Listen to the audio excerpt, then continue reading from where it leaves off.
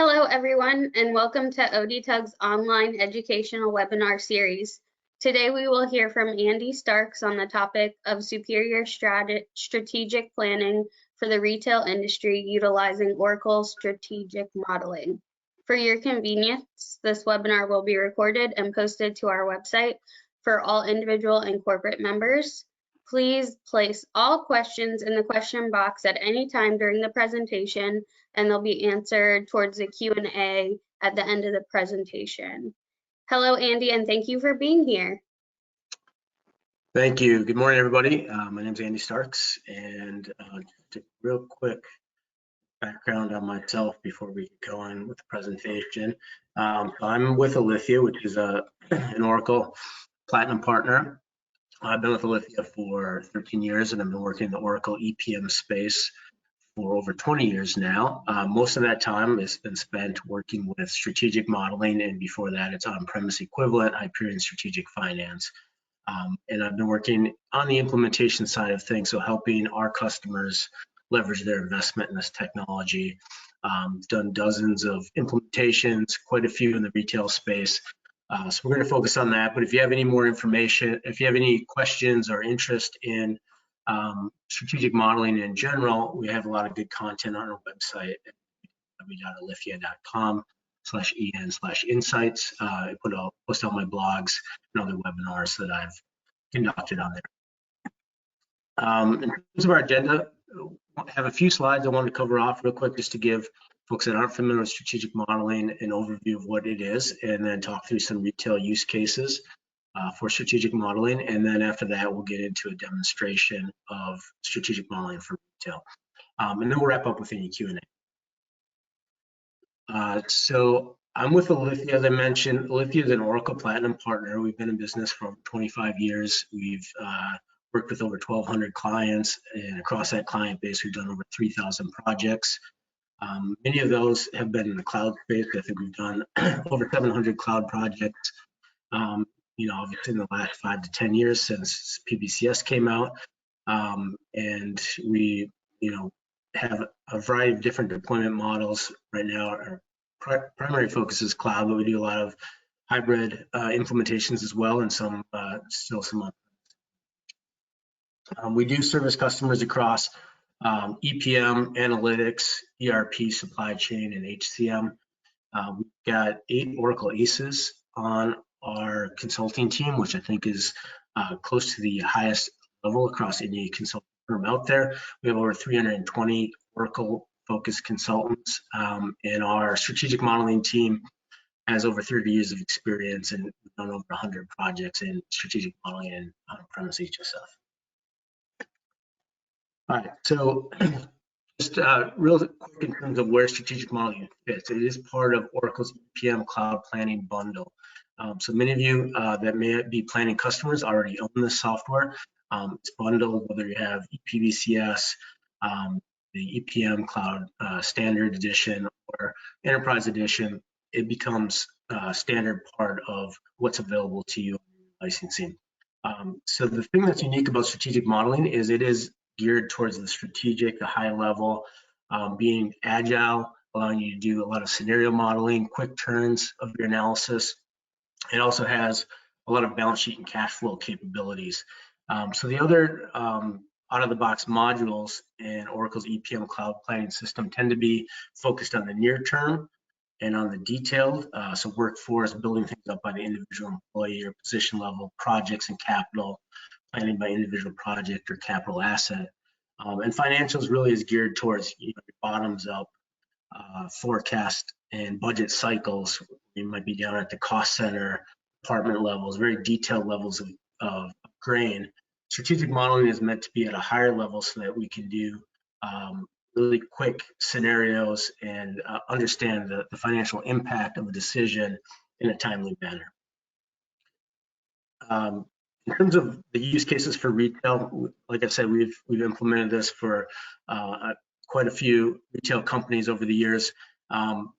First and foremost, I would say long-range planning is the primary use case where we see it deployed. And here the interesting point is that we're not really planning at an individual store level.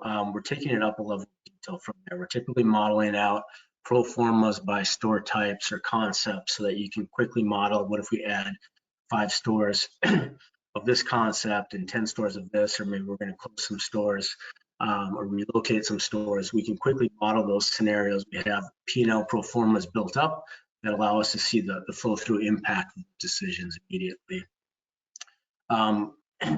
The other key aspect of the long range plan with strategic modeling is that it does have a lot of balance sheet and cash flow capabilities out of the box. And so it allows you to maybe make a P&L type decision, but see the flow through impact of balance sheet, cash flow, all your credit metrics, anything else that you might be using to evaluate your business. From a corporate development standpoint, really looking at M&A activity. So you're acquiring a company, selling a part of your business, being able to do valuation analysis on a standalone basis of that entity, of that target, but then also layering that into your long range plan so that you can see the pro forma impacts of that and how that's accretion, dilution, and total company. From a treasury perspective, really looking at liquidity and cash flow forecasting and how different decisions impact your levels of cash flow and what excess cash you have available to invest your expansion plans, pay down debt, or make other capital structure decisions. So a lot of times we're looking with retail companies at the borrowing base and how much inventory and AR we have, but that allows us to borrow in terms of or other credit facilities. Also looking at covenant and credit rating analysis, so being able to model out forward-looking covenants and credit ratings and understand what the impact of a decision or a strategic alternative might be on your credit rating or covenants. And then finally over here we have ad hoc scenarios. So just being able to run scenarios on comp sales, on closing stores, entering new markets or channels, and understanding immediately what the flow through impacts of those scenarios are on earnings metrics, the key items that you use to evaluate business. Okay, and as I mentioned before, this integrates with the planning solution. So you have the bottoms up planning systems that often support your strategic plan process. So we typically see in practice when we implement strategic modeling in conjunction with planning, maybe after planning has gone in place, is we're often taking year one of our strategic plan, long range plan, and we're pulling that directly from the bottoms up budget or forecast cycle. We can always take that latest forecast, pull that in as year one, and then see what the impact is to years 2 through 5 and see how that flexes stuff, latest actuals and latest forecast. We're usually doing that at a higher level of detail. So we're using data maps within the Oracle EPM stack to properly roll things up to a point that makes sense for a strategic plan. So we're usually not doing it at the same level of detail. We're pulling summarized information in so that we can, again, have the right level of detail for a planning process.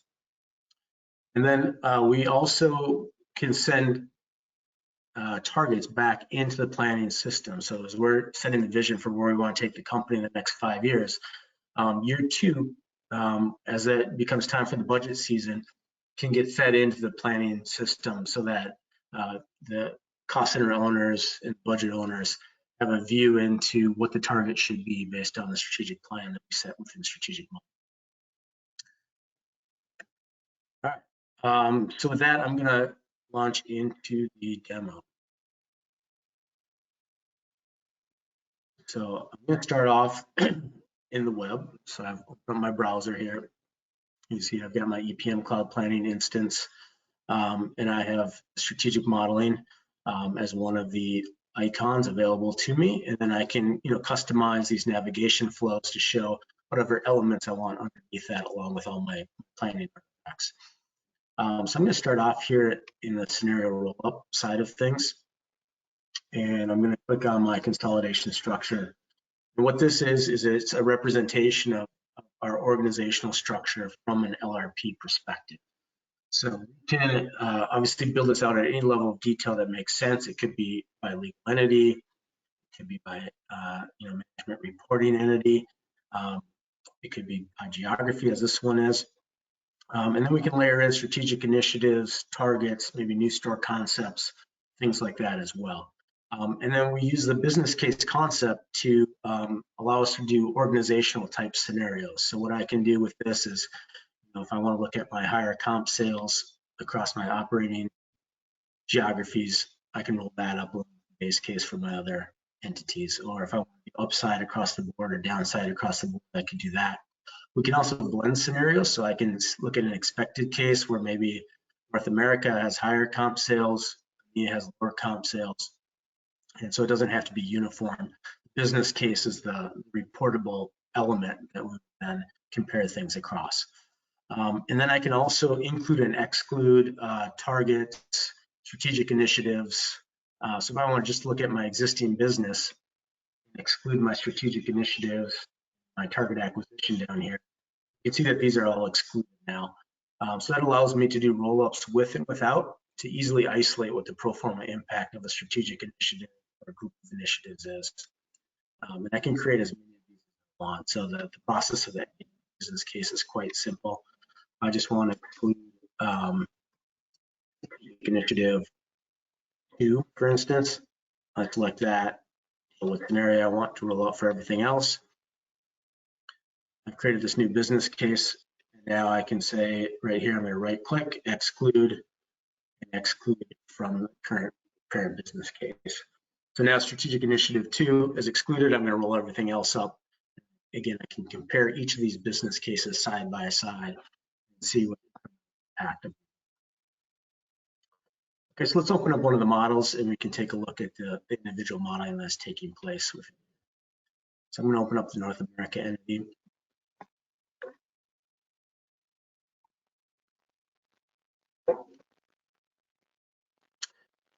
And so across the top, we have our accounts view. This is where I'm at right now. This has all the assumptions, all the modeling, all the account logic. Then we have different reports, which I'll get to in a second. They're all different reports. We have, reports for Superstore, traditional stores, income statement by store type, balance sheet, cash flow, etc. The modeling itself takes place on the accounts view tab. We have different account groups that allow us to navigate to the section we want. Square foot summary, we can do that. Or if we want to, look at our P&Q, our P&Q discounts, we can navigate to whatever section of the model we want to work with. I'm right now in the income statement account group, so this is taking a higher level view of everything. But what we can do is, see that we've got various assumptions. We're going out to 2029. If I want to change, maybe add some new stores or close some stores, I can do that with the store count here. So I'm going to close some traditional stores. Let's say we want to close 5 stores in 3Q 27. There's a whole P&L pro forma associated with each one of the stores. So as I calculate, it's going to take the store count assumption, ripple through my P&L account. So I'm going to calculate now.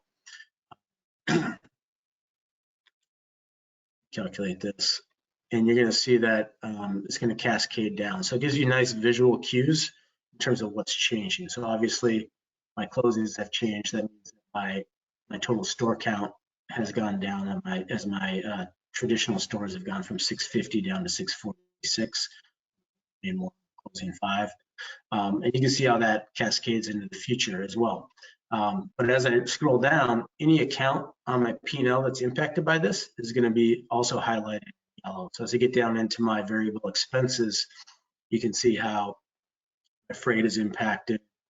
My import load is impacted, my store payroll, my selling payroll, anything that's in yellow has a dependency on the account that I just changed. So basically we're creating a P&L, and then we can play with things like our store count and have that ripple through. And we can do that based on different types of stores that we have. So that was a traditional store. I could make a similar change to Superstores, see how that flows through.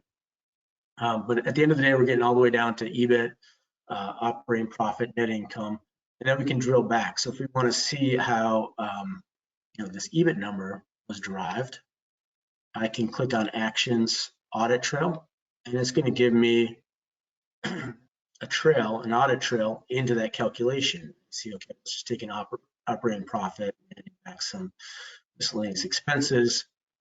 And then I can go into my gross margin, my cost of goods sold, and I can go into my shrink and damages and get all the way back down to an underlying input assumption. In this case, growth rate is driving our shrink. If I want to change that here, I can directly have it through the financials. So you get that on this accounts view tab. You can also drill back through any of the reports as well. So like Superstore income statement, and I want to drill down into my controllable store profit for Superstores, and you can click on that value and see what the elements are that make up that, and continue to drill back. They have really good transparency into the underlying calculations. Here in an Excel environment, you've got, you've got arrows shooting across to different tabs and cell references, and it's very difficult to understand how a calculation is derived. And some other solutions, some other planning solutions, black box, you get a very good understanding exactly how calculations are. All right. So that I'm going to shift over to Excel. So there are two interfaces to strategic modeling. There's a web interface, which I've been showing you so far. There's also an Excel interface. Continue to look at that North America entity through this Excel interface now.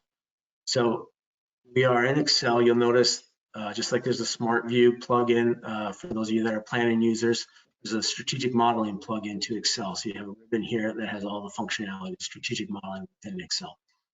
So while this might look like, you know, we just have some values here, EBIT, and you see a value, there's actually an audit trail behind that.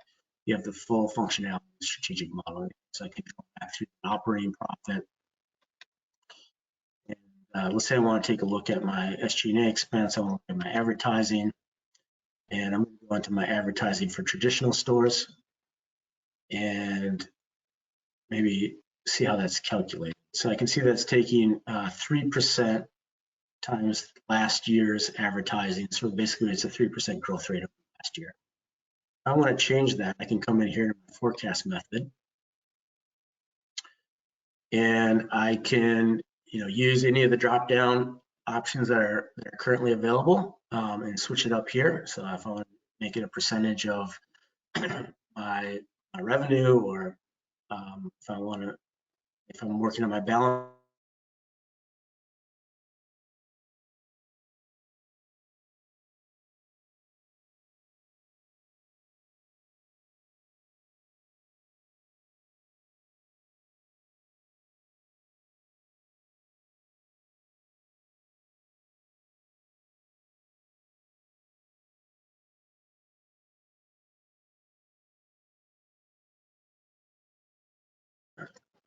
It's going to be my total stores traditional.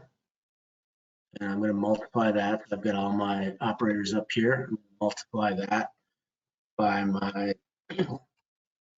average advertising spend per store for traditional. And then if I want to put a description here, I can as well. So total traditional stores times average spend per store.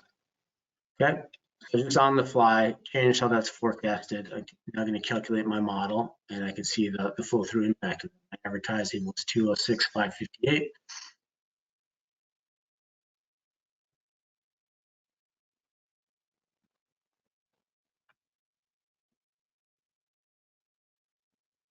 It's just hanging for a second here for some reason.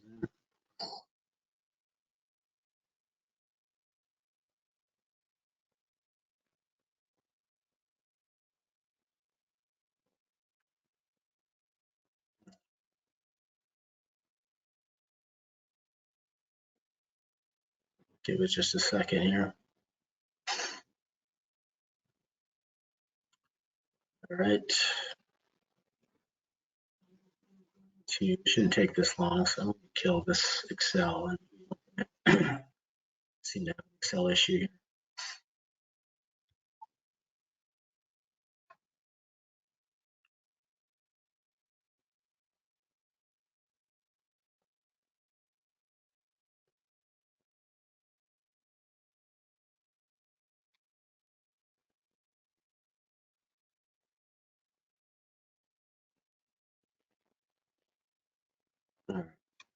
finally came through, I think.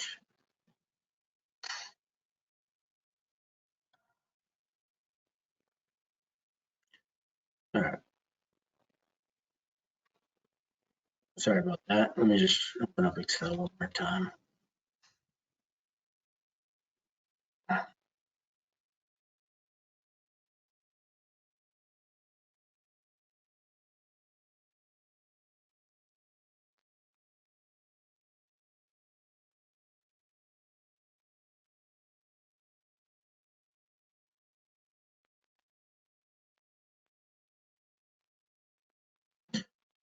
All right.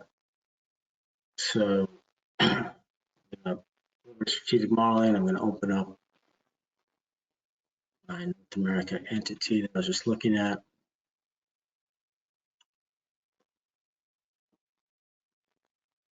And this one more time. All right. That. Okay, so we're back.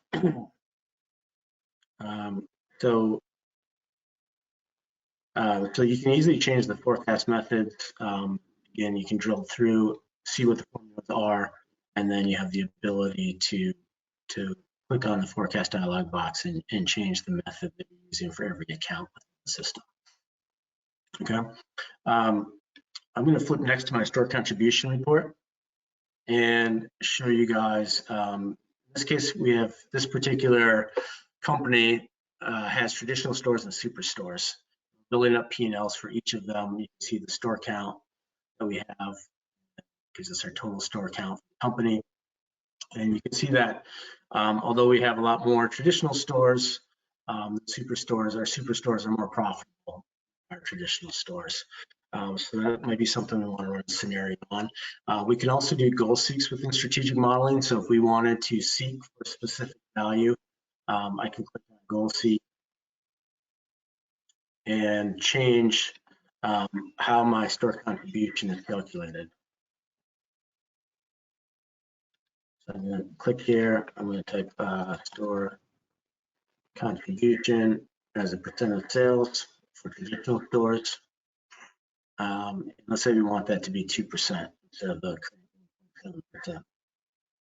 And what do I want to change to get there? Let's say I want to change my number of new stores, or change my basically any variable within the model. Try that new stores. So I'm gonna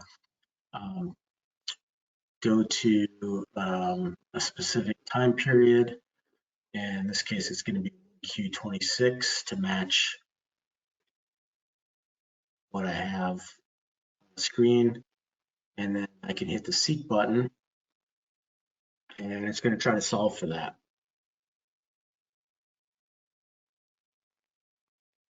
And assuming it can solve for it, then you have the ability to accept that answer, or to try again and do something different. So you can see that it's basically telling me to reduce my stores by 48%, current year new stores, so the amount of new stores that I'm opening up. So I can take a look at those results. I can see what it's doing there and how it got to the result that I want. So if I wanted to go ahead and accept that answer, I could, and that would give me the 2% result I was looking for. So that's on a percentage basis. It's reducing basically 2 new stores to 1 new store. That reduction would be just the 2% we wanted. So if we want to accept it, we click OK. If we want to cancel, hit cancel, and it goes back to what it was. But you have that capability within the system to be able to run goal seeks for any particular value that you want to achieve. We can also run scenarios, which I'll show you. So superstores, this is a superstore P&L where we can just basically see all the way down to our store contribution, how much superstores are contributing to the total company. Do the same thing for traditional stores. And then we can also build up reports like this, where we're looking at, basically what the sum of the parts equal. This is all done through dimensions, so we can easily add custom dimensions. So if there's a new store type that we're looking to consider, we can click on add sibling here. I could say something I want to Okay. We're looking at adding some outlet stores. I could add that as a new store type, build up, the whole model around that, and then that would automatically get added to this report. Go with all the accounts. So the nice thing about strategic modeling compared to planning is we can selectively pick what accounts we want these dimensions to apply to. So in this case, we're just picking P&L accounts down to store contribution. Those are the ones that are dimensionalized by the store type dimension, and then we can continue to add new store types on the fly as we move to. Okay. Also, I wanted to point out balance sheet cash flow. I mentioned before, fully integrated. So we have the ability to model out assumptions on the balance sheet or P&L and see how that ripples through and how that impacts our balance sheet. So take a look at our revolver, our long-term debt, and how a change might impact that. So if I make a change to my accounts receivable directly from the face of this report, I'm going to drill back into it. And I can see that we're using a DSO assumption for our receivables. So we have our annualized sales value. We're saying it's going to take us an average 9 days to collect. Let's say we want to bump that up to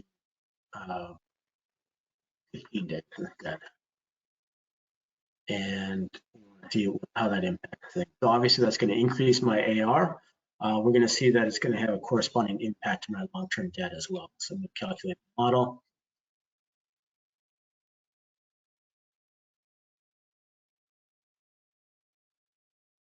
And you can see that increased AR quite a bit. And then you can also see here that our long-term debt excess is impacted as a reason.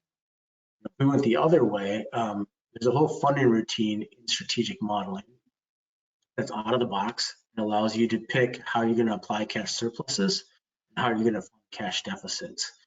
So we're really using the revolving debt, which could be set up based on the borrowing base. We've done that for a number of companies. So it's based on your eligible and ineligible AR and inventory balances. We'll calculate that out and we can set up a max on the revolver. Right now, the max you can see is set at 350. So anything above and beyond that is long-term debt excess. But if we went the other direction and we, let's say we decreased our AR spend, our days assumption, we would get get a pay down on the revolver. So I'm just going to show you that real quick as well. So instead of going from 9 days, let's say hypothetically to 4 days in that period, and I'm just going to do it for a couple of periods since this is a model. Just do 4 months and 4 days DSO assumption, and then we'll see, calculate that. You can see how that flows through the model, decreases our AR, and should also decrease our revolver. So you can see it was at 350, fully paid off the long-term debt excess. Now it's paying off the revolver below that $350 million max we had to fully satisfy the deficit we have. Period. So it's a very sophisticated funding routine that allows you to understand exactly what your cash position is at any one point in time. And as anything changes, whether it's on the P&L side, the balance sheet side, the cash flow side, it's going to flow through, calculate how you're utilizing excess cash or how you're funding cash deficits. Okay. And so likewise, we have a cash flow statement out of the box with strategic modeling. This can be configured to match your cash flow in terms of how you look at things. You'll notice those big swings we're seeing in AR based on the changes that I made. So that's flowing through DSO assumptions, flowing through the cash flow statement. But the thing that's nice about strategic modeling is it knows not all changes are cash changes. If you had a change due to a write-off on your receivables, any sort of non-cash impact, you can reduce that by the non-cash items. It also reclass any AR due to acquisition into your investing section. That's true for any balance sheet account. You get these adjustments to make sure that you get just the cash change accurate to your cash flow. All right, the next report I'm going to show you guys is a sales forecast. So this is really looking at our comp stores, new stores, relocations, closings, things like that. Basically how we're building up to our sales, taking a look at comp stores and new stores. So this is the build up for that. Again, a lot of it is triggered based on our store count. And so if I click on the store count assumption, you can see that we are have assumptions for traditional stores, superstores, and then see what our total is. So let's say we want to run a scenario around this, and we want to actually change what our store mix is. We saw earlier that our superstores are more profitable than our traditional stores. So let's change up our store mix. Let's see how that impacts our financials. And we can look at it across ratios and see how it impacts our ratios. Our valuation, we have a valuation report here. We can see how that impacts valuation of this particular entity. And then I'm going to show you guys, I'm actually going to create it and we can compare it on the scenario analysis tab. We're looking at return on invested capital. So this is a scenario comparison report where we've got our base case, high comp sales, low comp sales. I'm going to create a new scenario and drop it in column G, and then we can see how that impacts our return on invested capital. So to do that, I'm going to click on Scenario Manager, and I'm going to click on the plus button, and I'm going to create a scenario called New Store Mix. Okay. And with strategic modeling, you can have it be a standalone scenario that you build up from scratch. Usually better to have it inherit its values from an existing scenario and then sensitize the elements that you want to be different. So I'm going to have it inherit its values from the base case. And then I'm going to tell it, by exception, what accounts I want to be different and I want to sensitize. So in this case, I'm going to sensitize my current year new stores for traditional, for superstores, and then I'm also going to close some of my traditional stores. So let's do closings due to performance for traditional. So I'm going to select those 3 accounts. Everything else will keep the base case assumptions, and I'm going to go in and sensitize those accounts, and we can see how it impacts it. So you can see right now, new store mix, it's equal to the base case because I haven't changed anything yet. But as I go over to back to my accounts tab, change the assumptions, we'll come back here and see what it is. So I'm back over on my accounts tab. I have a drop-down box for current scenario only, which is going to filter it down to just the accounts part of whatever scenario I'm in. So we want to look at input only.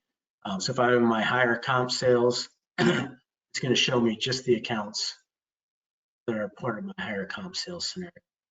If I go to my new store mix, refresh it, it's going to show me just the accounts that I've selected to be in the scenario. These are the accounts we're going to sensitize. And so basically, I think for this scenario, we're going to say we're not going to do any more traditional stores. They're not working for us. So I'm going to copy and paste zeros over any planned traditional stores that we had. And I'm going to do that all the way out to 2029. Okay.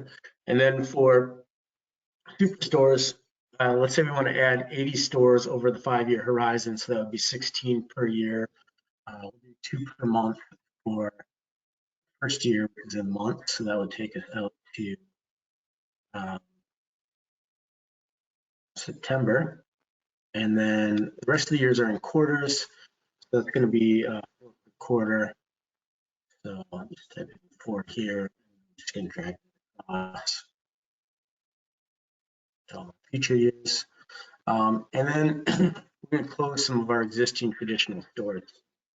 So I'm going to close 100 stores over the 5-year horizon. That's 20 per year. We'll do 2 for the first year, which starts in February 2024. So we're going to close 2 per year for 10 months, which would take us out to November.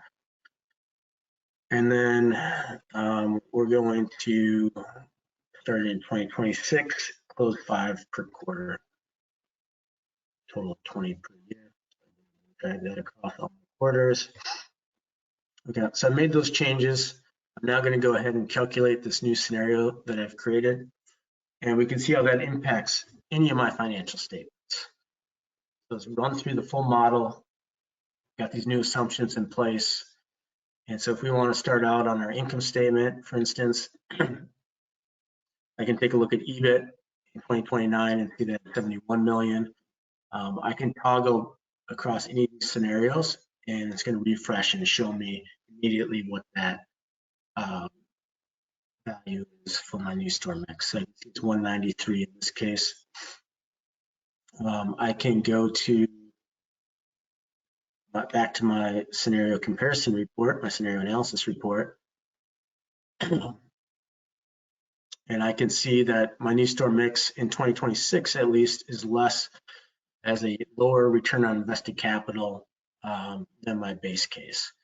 And so we could obviously change the year. If I wanted to look at a different year, I can come here and say instead of 2026, 2027, because we're 2 years in the future, and it's going to refresh everything based on that. And we can see in 2027, our ROIC is greater than the base case.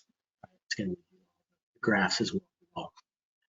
Or I can come over to a scenario comparison like this, and I can look across base and new store mix across some of my key metrics, how that looks year over year.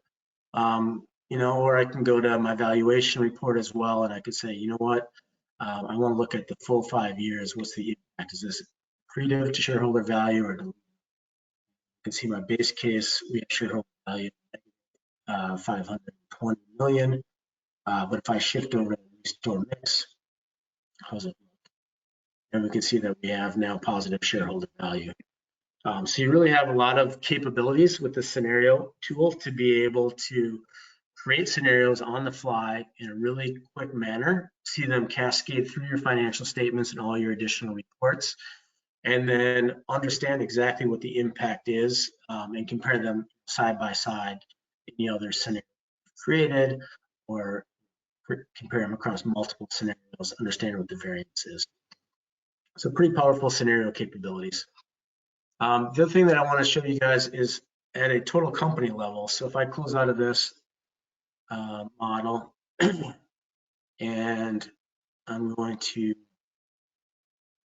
open up my Smart View panel, I'm going to connect to my cloud instance, and I'll open up the consolidated entity, the Silver Peak stores, where we might want to do some additional analysis on our capital structure. So I'm going to click on my EPM demo instance and open that up. And then you have strategic modeling co-located with various planning cubes that you might have. And I can drill in and see all the models directly there, and I can open up the one. So if I get my Silver Peak stores, I'm going to open that up, and it's going to take that from the cloud into Excel, and now I'm working with it in Excel. And so let me flip over to the capital structure report and just show a couple things here. So as I mentioned before, you have the ability to change the funding routine. So at a consolidated level, you might be looking at what's an optimal use of our cash and cash equivalent. We want to pay off some of that, maybe share buyback. So you can evaluate a whole host of capital structure alternatives using the funding routine. So I'm going to click on the funding routine, go to my standard tab, and I can create a preferential order, a routine of how I want to utilize my cash surplus. So at this level, it's using a cash surplus to pay off short-term debt, and it's going into cash or marketable securities. Maybe I want to pay off some of my high-priced debt first. So I can create a routine, I can drag and drop, and say, this is the order that I want to use the excess cash, and click OK. And now you see where we've got $2 billion in cash by 2029. Maybe we want to repurpose that, calculate, and we'll see how that recasts our cash balance. And you can see also how it's we've paid off our junior subordinated debt fully. And then it starts paying off senior subordinated debt until 2029 when it's fully paid off, and then it starts to accumulate cash again. So you really have a dynamic funding routine that's quite useful. The other thing that you can do with strategic modeling is you can issue new debt on the fly. So if I wanted to issue new debt, junior subordinated debt, I can come into my debt scheduler utility and model out a new debt issuance. And it's just, you have a wizard here, so all you have to do is fill in all the parameters of the wizard, and it's going to calculate what your debt position is. It's going to do all the modeling, all the accounting impacts behind the scenes for you. So I'm going to type in the issue date. Let's say it's January 15th, 2024. Maturity date, we'll put 5 years into the future from that. So 1/15/2029. And then fill it day count convention for our interest rate. So let's say it's 30/360. Principal amount, say it's 100 million. It's issued at a premium of 1%. We'll say issue cost at 1.5% of our 100 million. And so then the system will automatically, if we leave this unchecked, amortize the issue costs and the premium discount for us over the life of the debt. It'll automatically calculate the current portion of long-term debt for us. And then we can tell it what the payment schedule is for this debt issuance. And we can say that we're going to pay down, let's see, 20 million per year. That's going to be 10 million in 6 months. And what the first date of the first payment is. So let's say that is going to be 6 months from January 15th, so that's July 15th. And then we can create a matching schedule that shows us exactly when our principal payments are due. And the system will then have that hit all the appropriate spots in our financial model. We come over here to our interest tab, do the same thing in terms of frequency, the date of the first interest payment. So we'll assume that's going to be the same as the principal payment, July 15th. And you can have it spread over LIBOR, any other benchmark rate. You can have it be constant. So you can set up different types of interest rates, whether it's floating, fixed rate. Type in the interest rate, click calculate, and it's going to go ahead then and issue that debt into all the appropriate spots in my financial model. So you can see it here, amortizing.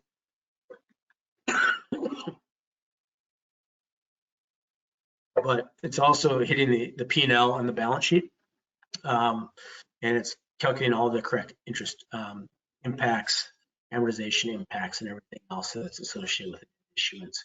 So that's a pretty powerful capability where we can easily see what the impact of a debt issuance is on our P&L, on our borrowing costs per share, on our credit metrics, such as our fixed charge coverage ratio, how we're against that.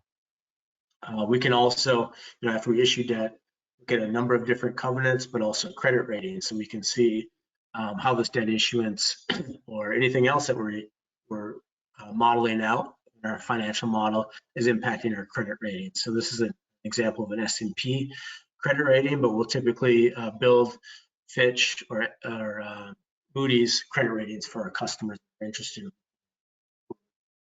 forward-looking credit rating impacts, strategic alternatives considered.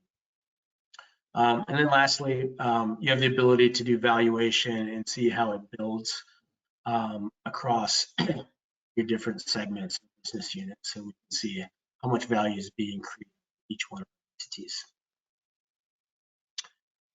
All right, so that's really what I want to show you guys in terms of the modeling capabilities of strategic modeling. Hopefully you got a good flavor for what it can do. And at this point, we'll open it up for any Q&A that you guys have. At this time, there are no questions. So if anyone does have a question, they could pop it in the question box.